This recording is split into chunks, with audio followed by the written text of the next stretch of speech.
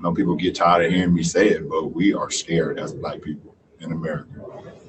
Black men, Black women, Black kids, we are terrified. This is NBA star LeBron James. You know, sports figures, why don't you start giving some money to find this murderer, would-be murderer. And this is Nazi sympathizer Laura Ingraham. You know, cough up some money for the reward. That would be nice. But Laura, you had a different tune with LeBron. So keep the political commentary to yourself, or as someone once said, shut up and dribble. I thought LeBron was supposed to stay in his lane, Laura. LeBron James once said something about racism, and Laura Ingraham told one of Ohio's greatest residents ever, shut up and dribble. Well, it depends on who says it, Dave, lest we forget. I will never agree with anybody disrespecting the flag of the United States of America. He's allowed to have his view about what kneeling and the flag means to him. I mean, he's a person. And yet, Braun is the scapegoat for everyone's problem on the right wing, including... The county sheriff is now challenging, as just reported, NBA star LeBron James to match that reward. The LA County Sheriff's Office. Joining us now with more is LA County Sheriff himself, Alex Villanueva. That's right, the sheriff of Los Angeles is calling on LeBron to double the reward to find a rogue gunman. Via Slate magazine, the Los Angeles Police Department's budget is over $1.73 billion.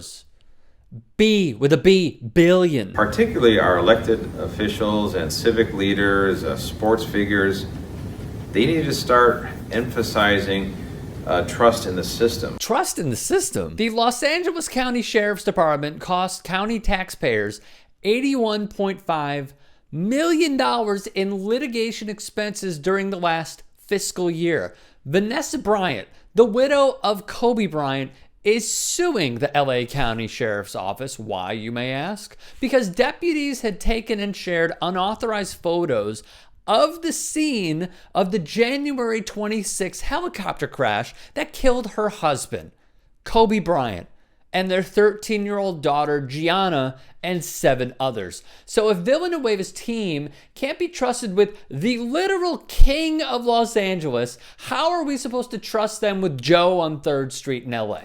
The LA County's chief law enforcement watchdog seek to subpoena Villanueva for an alleged cover-up because his deputies shared graphic photos from the crash site. The deputy was working the day the helicopter went down and took pictures of the crash site and the bodies. The efforts to avoid public disclosure of the deputies' actions began in earnest with an order from Sheriff Villanueva to have them quietly delete the photos, a move that some inside the department as well as legal experts said could amount to destruction of evidence. Remember, Villanueva is a guy who, per the LA Times, attempted to pull back on deputy discipline reforms after a jail abuse scandal brought down a former sheriff, questionable hiring decisions, not complying with the inspector general, and other watchdogs. He rehired deputies, fired for excessive force and alleged domestic violence, downplayed violent racist deputy gangs in his office as hazing gone amok, called the court-ordered reforms put in place to curb jail violence and abuse a social experiment, and he has failed to realize the promise of reforming immigration policies regarding cooperation with ICE. Not that it needs to be stated for anyone who share our beliefs and ideologies, but just so it's very clear, the rogue gunman should be put in jail for a very long time. This is the double standard that takes place, where the morals of us on the left specifically, and progressives and even liberals and Democrats and what have you, we follow this moral code of saying, hey, this guy, that's bad. We don't want to see anyone die. We don't want to see anybody hurt.